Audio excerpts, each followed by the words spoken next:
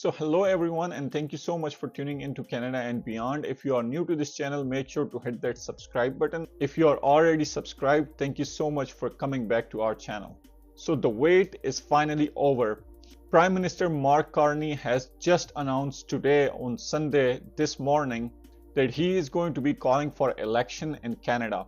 This is really a big moment for Canada because whoever is going to be winning this election is going to be the next Prime Minister of Canada, and he will be dealing with all the external threats that Canada is facing right now, such as Trump tariffs and some of the domestic crises as well, such as housing affordability crisis, the rising cost of inflation, and other important matters. The job is not going to be a walk in the park. It is going to be extremely difficult to cope with all these challenges that Canada is facing right now. So I want to give you guys a quick summary of what Prime Minister Mark Carney has said here in Ottawa. So today's announcement was made by Prime Minister Mark Carney regarding the upcoming election in Canada.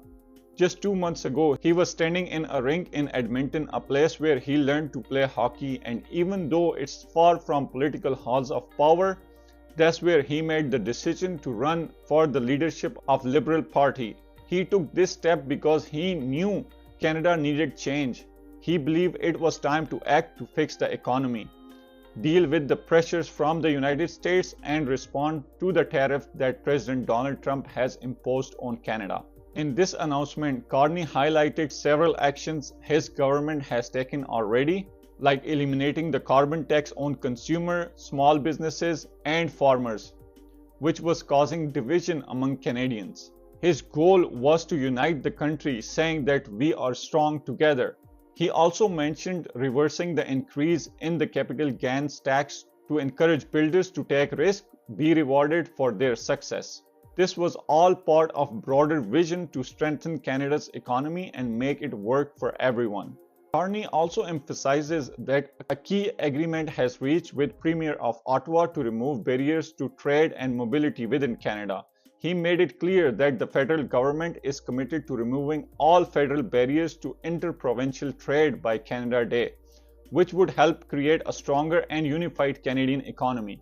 In addition, he talked about actions taken to protect workers during a time of economic uncertainty, including using the funds from retaliatory tariffs to support workers. He also addressed the need for major infrastructure projects, including clean and conventional energy, critical minerals, and new trade corridors to strengthen Canada's global position.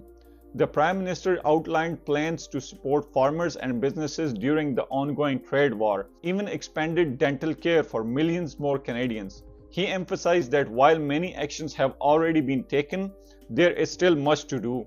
This is why he is asking for a strong mandate from Canadian people. To make this possible, he has requested the Governor-General dissolve Parliament and call an election for April 28th. And she has agreed.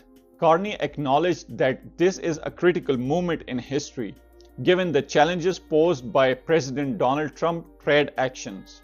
He spoke about how Trump wants to undermine Canada's sovereignty, but Carney made it clear that Canadians will not let that happen. He urged people to remember the lesson from this time of betrayal and focus on looking out for one another, building strength at home, and controlling Canada's own destiny. As part of this strategy, Carney proposed a middle-class tax cut, saying it was necessary to help working Canadians get ahead. He promised to lower the lowest income tax bracket by 1 percentage point, which would benefit a two-income family by up to $825 a year. He went on to say that big change is needed, and that's what he is offering to Canadians. He pointed out that while his generation had more opportunities, for younger generations, life has become more challenging. Even though they are working harder, they are struggling to pay for rent, groceries, and save for their children's education. This, he said, is why the change in leadership is so urgent. Carney criticized the negative approach taken by those who haven't worked to fix anything and said negativity won't solve country's problem. He emphasized that only positive change, unity, and action can help Canada move forward and be strong in face of these challenges. He concluded his announcement by expressing his love for Canada. stating that the country had given him everything and now he wants to give all back. He promised to work for every Canadian child no matter where they live, ensuring they have the same opportunity that he had. He called for everyone to come together and be strong, asking for the support of Canadians in the upcoming election to make Canada strong and united once again.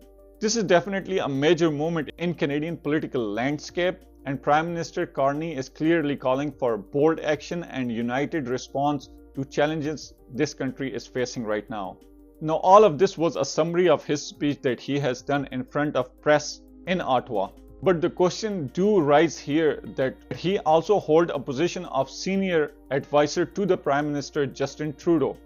Why all of these actions were not taken while he was already in the office and advising the Prime Minister? Now, things like carbon tax, which has been discussed on almost all political channels in Canada, was actually proposed by Mark Carney. So I do hope that all of these actions like cutting the taxes and uniting the country together will be executed if he wins this election. Now, what is going to be the outcome of this election? It is very difficult to predict. So for that, we will have to wait for April 28th. And we will also be covering lots of campaign from all the political parties on this channel. So make sure you subscribe to this channel because you do not want to miss any of our future video. I thought I should give you guys the information of what is going on in Canada politically. I'm very much optimistic about the future of Canada. Canadians has always stood together in the time of crisis in the past, and I'm pretty sure that they are going to do the same this time too, and they are going to come out of these crises very positively. This is it for today. Thank you so much for watching, and we will see you in the next video.